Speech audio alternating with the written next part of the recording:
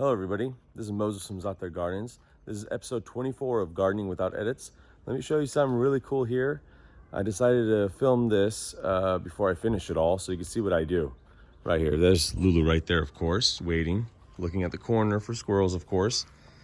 Right over here are cuttings of my Acerola. This is a dwarf variety, Acerola or Barbados Cherry. This is a dwarf variety. The plant is right here. I cut a lot off. It was about maybe 6 feet tall. I cut a lot off, but let me show you. Okay, so this is for to make rooted cuttings with. Okay, right here. It's a bucket of water inside of this, so they don't dry out. Because I have to get some more pots to make these rooted cuttings. But let me show you something a little bit quicker if you want to root cuttings, especially if you have a plant that likes to grow low to the ground like this Barbados Cherry. A lot of the growth is on the base of the trunk. Let me show you something really cool.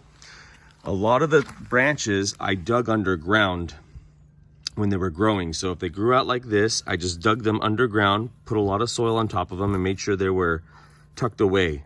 After a few months, where is it at? They will root. You see this one? The tree's all the way over here.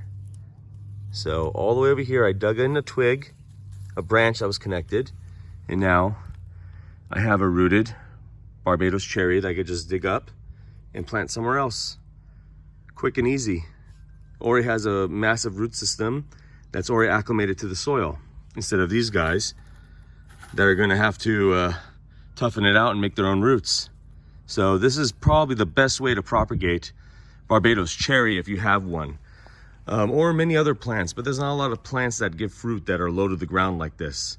So this is, in my opinion, the best way to propagate Barbados Cherry. Happy gardening, everyone.